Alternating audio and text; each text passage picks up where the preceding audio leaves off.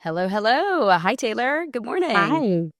Great to see you again. I appreciate your time as always. This is an exciting moment for Support Now. We are officially entering into digital podcasts, and we are so honored for you to be our first guest. So, for everyone, I'm the first. you are first, the inaugural. We are joined today by Taylor Ortolani. She is a wonderful mom, social media influencer, and the purpose of today's conversation is for her to share a little bit more about her story, both becoming a mom, being a mom, and just the journey that she's on, and the hopes of creating another life into this world. And so, for those of you that are familiar with Support Now, we are super passionate about supporting families going through all types of major life moments. And while certainly we provide a technology that does it, what we're really passionate about is about the idea of creating community and really learning from one another, both in terms of what it feels like to navigate one of these seasons and to also learn how we as supporters, as members of the community, can do better by learning how to step up during all of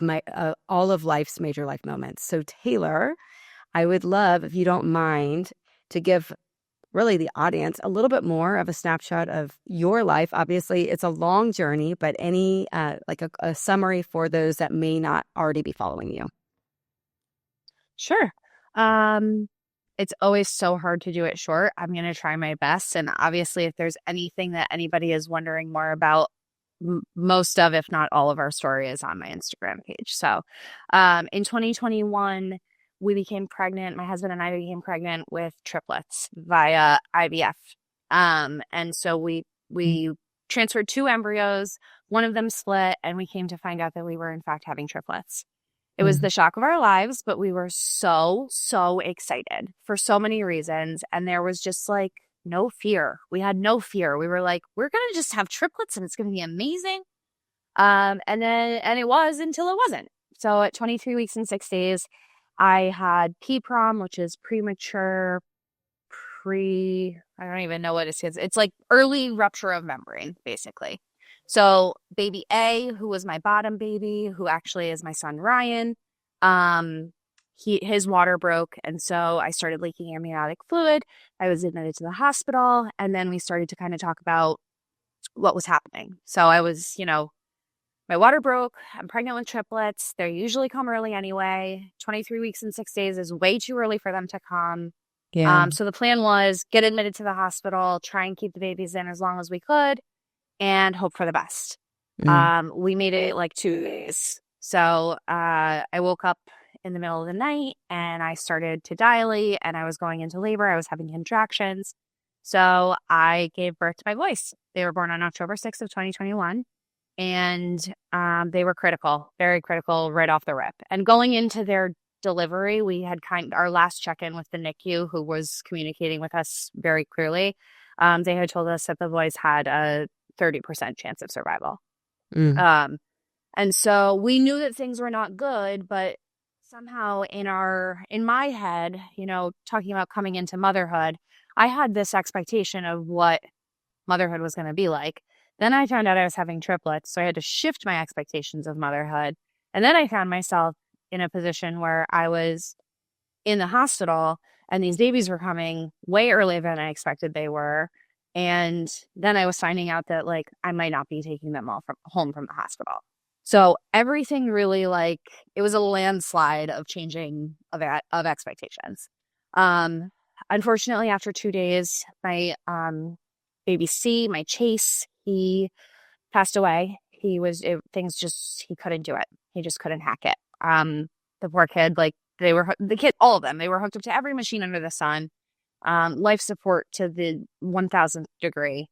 And with Chase, it was very sudden. There was no choosing. It was just like, he is dying and that's what's happening. So that was like, oh my God, what is happening right now?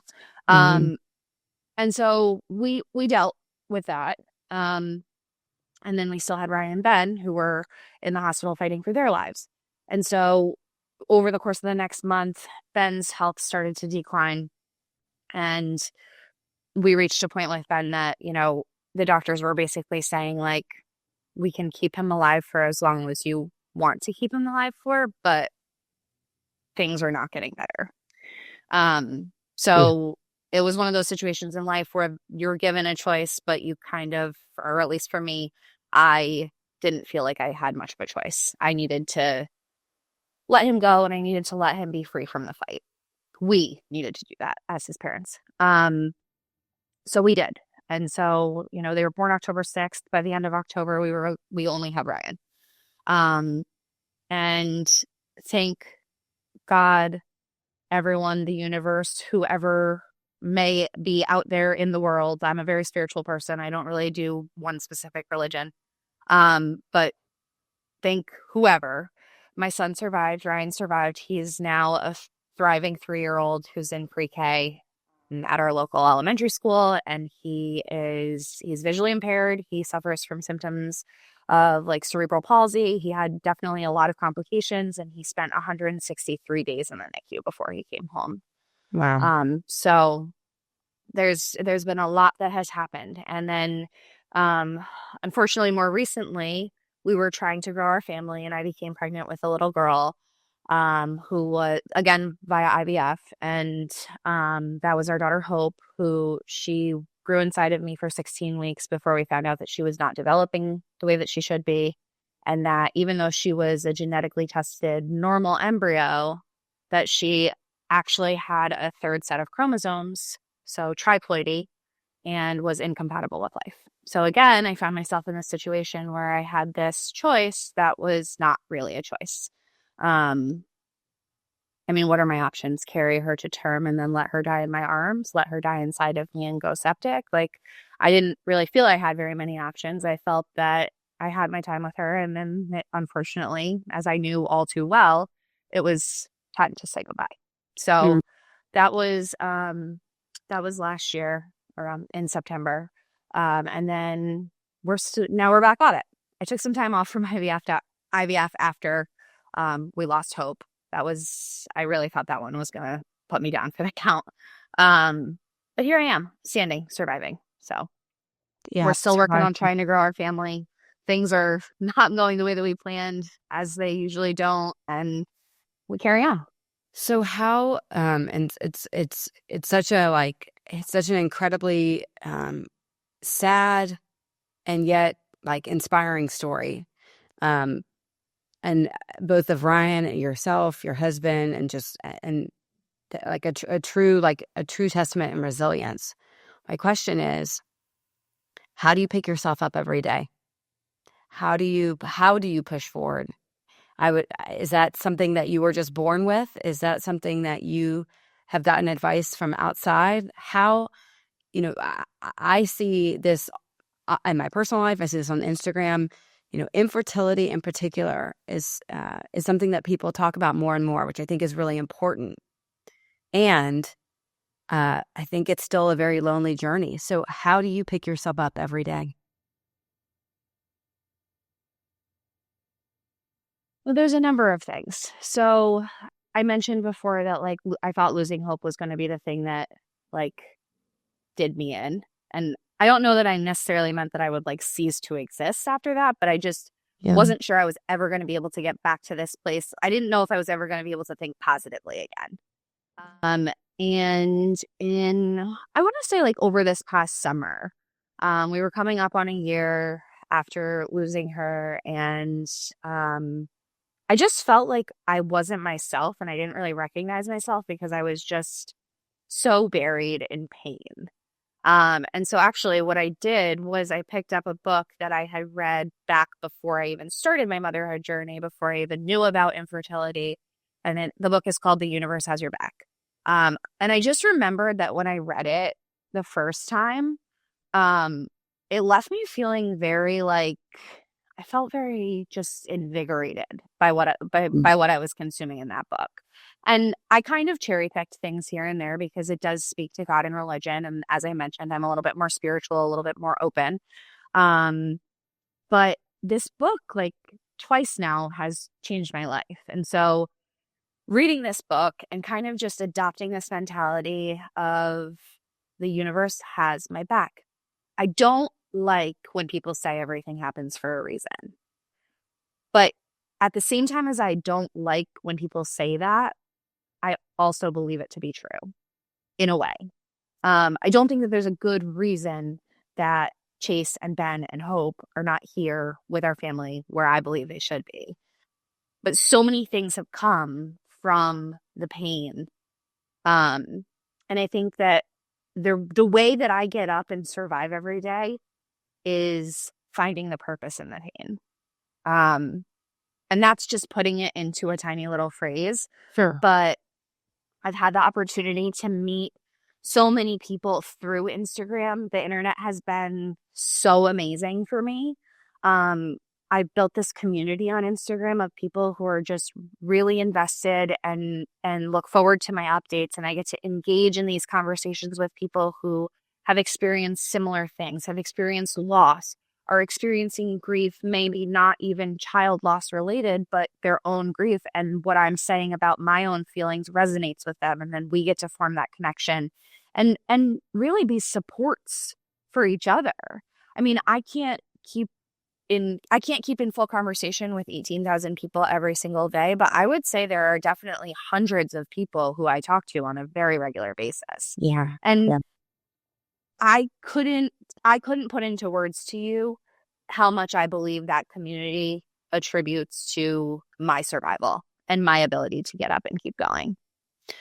So a couple of quick things on that. I think it's that is one of the things I hear most in terms of advice to supporters, of be very careful around the phrase everything happens for a reason, because for good reason it can be misinterpreted or received in a different manner than it was intended. So I appreciate you kind of calling that out and being aware of the nuance of that. And again, some of this is just a personal thing. Are there any daily... So listen, sorry, Taylor. Oh, sorry. No, go ahead. I was just going to say that, like, as a grieving person who is grieving a lot and has been grieving actively for 3 years, there are a lot of things that people say that are good intentioned. I would invite anybody who's watching this to think about the things you say in good intention and then think about how they might feel on the receiving end if you were grieving the loss of somebody profound in your life. You know what I mean? Because I think that's what it really took for me, because I used to be the person who said, it'll all be okay. It'll all work out in the end. Everything happens for a reason. Maybe it's a part of a bigger plan. Like, for me, I realized that there's a difference in other people saying that to me versus me saying it to myself.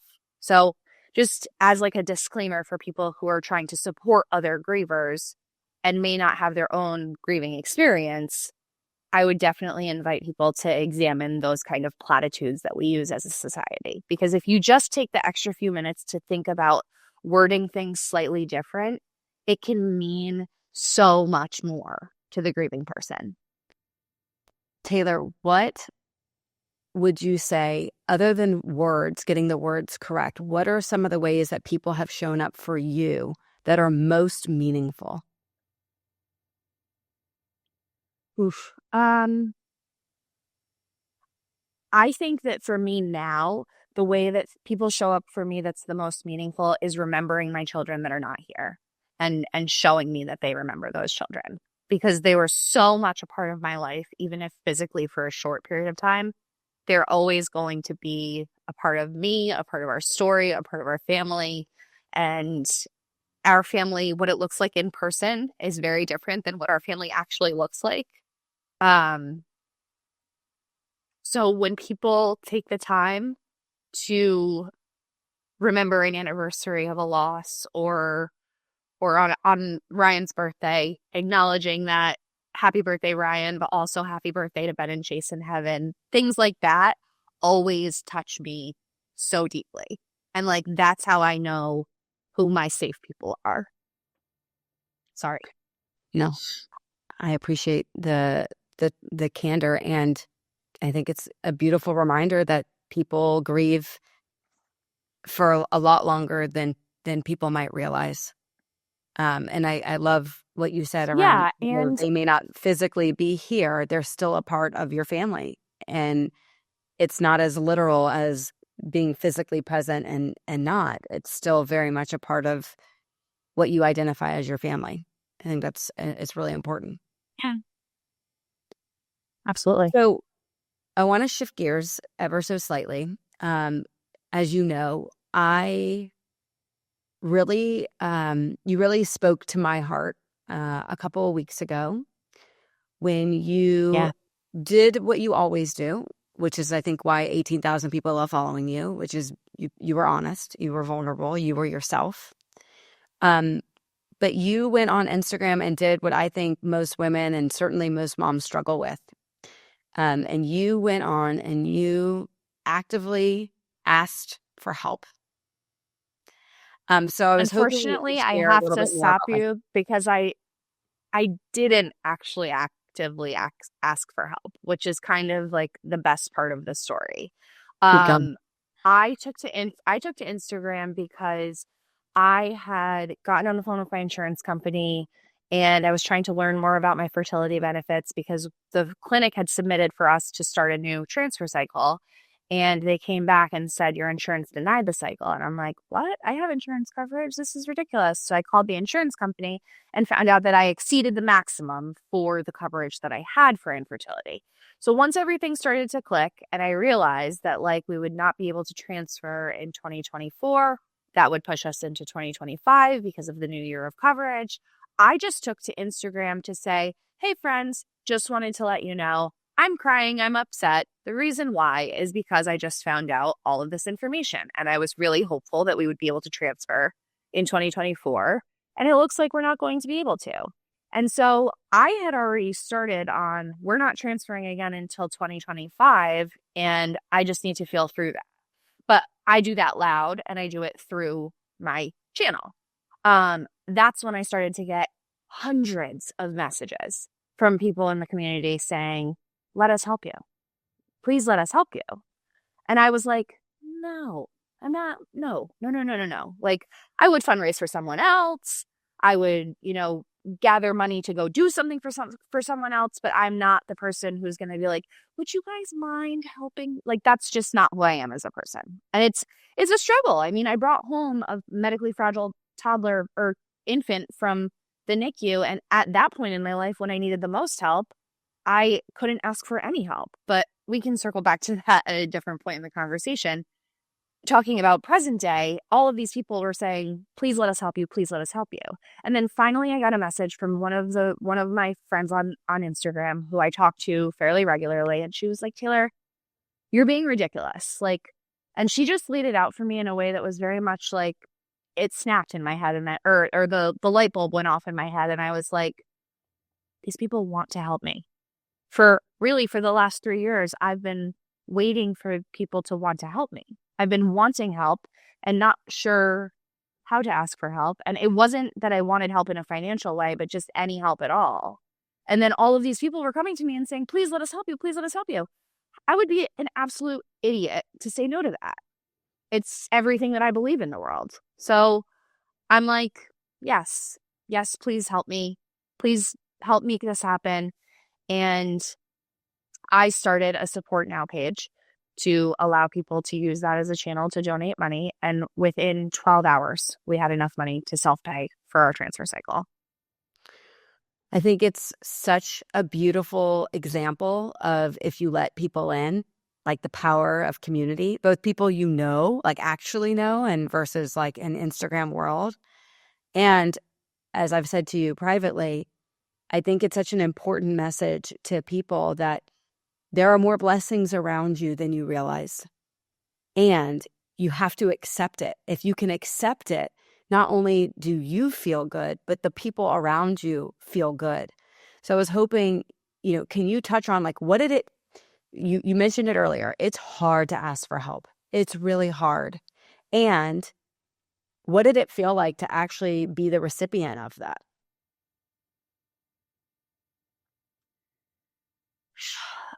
I cried so much. I cried so many happy, emotional tears because I just felt held. Um, Life can be really cruel. I've lived that. Um, and this is exactly what happened. These are the same emotions because I'm thinking back to how I felt in those moments, and I just felt held. I felt metaphorical arms around me, and it was in part because of every person who said, I want to give you $5, I want to give you $10, and all of that collectively came to be making a dream of mine come true. And like, I honestly held and floored at the kindness that really does exist in the world. And I think that especially in this climate that we're specifically in, there's a lot of ways to go on the internet and be let down by what people are doing and what you see. And I just feel so fortunate that in my little corner of the internet, there is just love and support and validation and camaraderie and solidarity. And I just feel so grateful for that. It really is so beautiful. And your community, again, gave back in a way that's like they've been following your journey for so long. And you gave them an outlet to finally show up for you in a way that for them feels very small, but for you feels much larger. Because huge. I'd imagine that it's not just the money that moves you and motivates you and inspires you. It's just the act. It's the reminder that you said that there's goodness in the world, and you have lived the worst of the worst. And so for someone like yourself, I have to imagine it's not even the end result so much as like the process of seeing people come together that encourages you, that inspires you, that gives you the motivation to keep going. Yes. And as a sidebar, like my community didn't just raise enough money for me to self-pay for my transfer cycle. They raised more than that. And so they gave me the opportunity to then pay it forward, right? So I have that overage money just sitting in a bank account for when the time is right for me to then pass it forward to another IVF family that is, trying to self-pay and feeling like they've hit a wall and not sure how they're going to proceed because that's a barrier. And even though it might not be enough to pay for a full cycle for another person, it's enough to help. Maybe it's enough to cover meds. You know what I mean? Like IVF is taxing. It's not just emotionally taxing. It's physically taxing. It's financially taxing. It is taxing in every possible way, and it becomes a full-time job.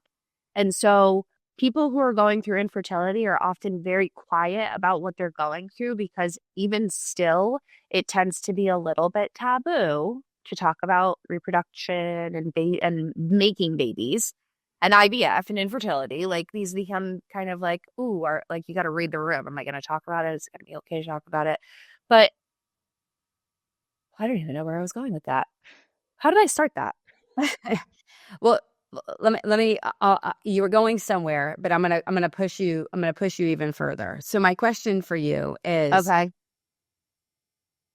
to your point about infertility and still again a little bit of the taboo around it. One of the things that I see is that we've gotten very comfortable as a culture asking money or receiving support for a lot of different things, but IVF is not one of them.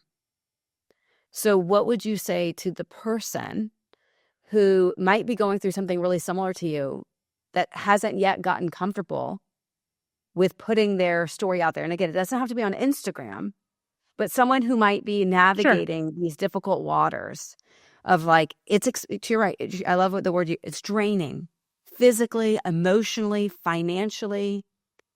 And I do wonder if people that aren't on that journey realize how draining it is on all those aspects. So like, what would you say to the person that might be going through something similar to you that hasn't yet gotten to that threshold where they're open to saying, we need help. I need help. I mean, in the meantime, I think the best thing you can do is just find your tribe. And it might be big and wide once you start looking for it, but it also might just be small and intimate. You know, you just kind of have to find your people who understand or want to understand, because understanding firsthand is a beautiful thing, and having somebody who can relate very closely to the emotions that you're feeling, that's wonderful. But it's harder to find than you might think, especially in like your day-to-day life in-person interactions. um so just like be open-minded to like try to find your tribe. Try to find people who are going through something that is similar to what you're going through. But if you can't find somebody who's going through something similar to what you're going through, just try and find somebody who feels safe for you to talk to. Because going through it and going through it alone, um, and oftentimes like it doesn't feel right to talk to your partner because they're not going through it, and you feel like your body is somebody's waging war on your body, and you probably just want to scream at your partner and be like, "You don't understand." At least I did. But yeah, just find your people. You got to find your people. Yeah. A couple more questions for you before we wrap up. You know, you are well resourced in the sense that you've been going this for a really long time. One thing you didn't mention, at least from my understanding, is that even before the triplets, you were kind of like struggling to get pregnant. So like this has been like getting pregnant and fertility, like this has been a huge part of it sounds like of your adult life. So are there certain resources or just outlets beyond just finding your tribe that you would recommend that someone who is, again, maybe earlier on their journey might look for that could be helpful?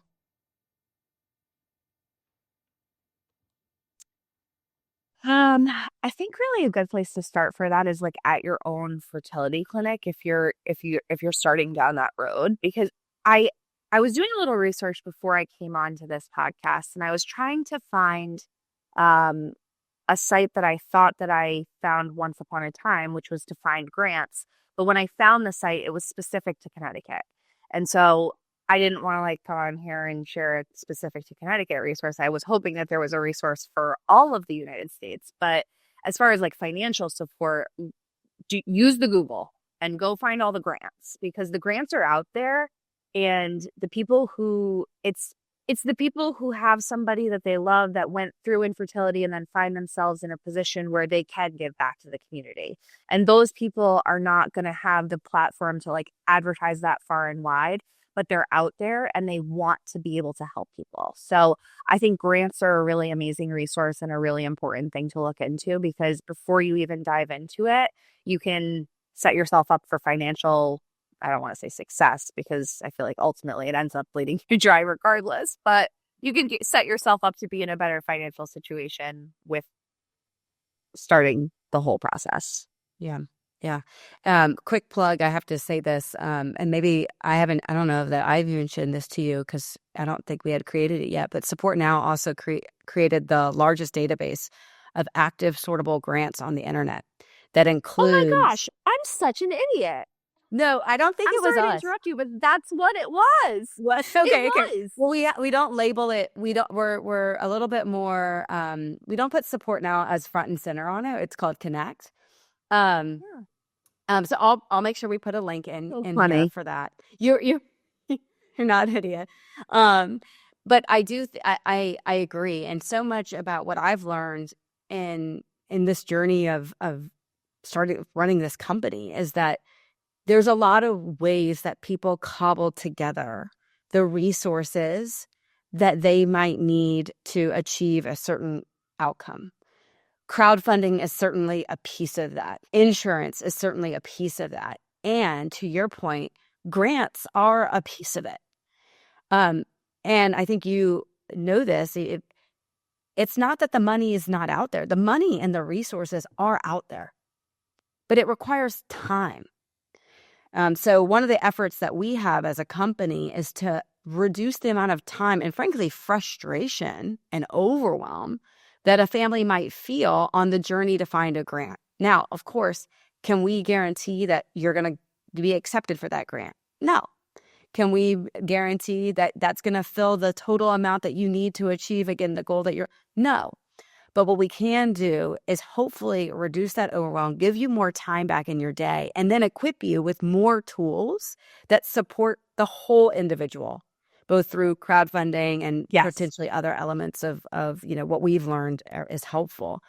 But I do, Taylor, I think that's such an important reminder for people that it's scary when you're handed a medical bill for such a large amount, 5 figures, 6 figures. But not to feel like you have to throw up your hands. There are resources out there, and again, we'll link a lot of these to this. So in case anyone else that's listening to this that might be going through something similar to you can access that. So I just wanted to call that out really fast. Yeah, and to that, I just it's so crazy because that's exactly what I was thinking of, and I think you were the one who shared it with me.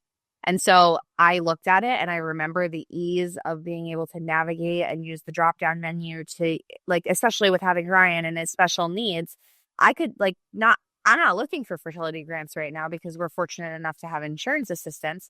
But for him, for things that come up for him, having that resource to be able to go say, okay, this big thing came up. I really would like to get this for him. Everybody else is going to deem it not necessary. The insurance is going to tell me that they won't pay for it. So now what do I do? And like you said, oftentimes I would throw my hands in the air and be like, well, I guess it's just not going to happen. But it doesn't have to be that way. It really doesn't. Well, and one quick note on this is, connect the resources just for anyone listening. It's not specific to any one diagnosis. So we've got things in there for infertility, cancer, rare disease, cerebral palsy, Down syndrome. And we're adding every day more grants into the system. And so feedback is critical so that we can continue to identify more money and more grants and more organizations that are supporting, families like yours and really almost every family, because no one goes through life without navigating something. Now, hopefully it's not a kid with a disability or a family that's going through fertility challenges, but we also have things on there for bereavement. So, God forbid when someone loses someone, that's also expensive. So I'm glad that you brought that up. It's a really important piece to how we evaluate support, because again, as we look at support in communities, it's not just the community members, it's also just making sure that we're making it easier for people to access the money that's all around them, because there is a lot of money. We just got to make it easier for people to identify it. Okay, I'm going to try to wrap up, only because I truly feel like I could do a 3-part series with you, because there's just so much. First of all, I want to say thank you. One of the things I was really struck by, even as I was prepping for this call today, is you are what I consider the extraordinary ordinary. And you have done a tremendous thing on social media by not trying to sugarcoat and glamorize influencer life and mommyhood, and even being a champion of kiddos with a disability. There's still a lot of people on the internet that they're doing things like that, but they're still doing it with a filter. And I don't mean a physical filter. I mean the filter of I'm still going to show you the best parts of this. And I know that behind closed doors, for all of those people, it is much, much harder. And so I want to say thank you, because I believe that moms like you, the extraordinary, ordinary people in this world, are ultimately who pushes us forward. And so I just hope you take a moment to acknowledge that within yourself.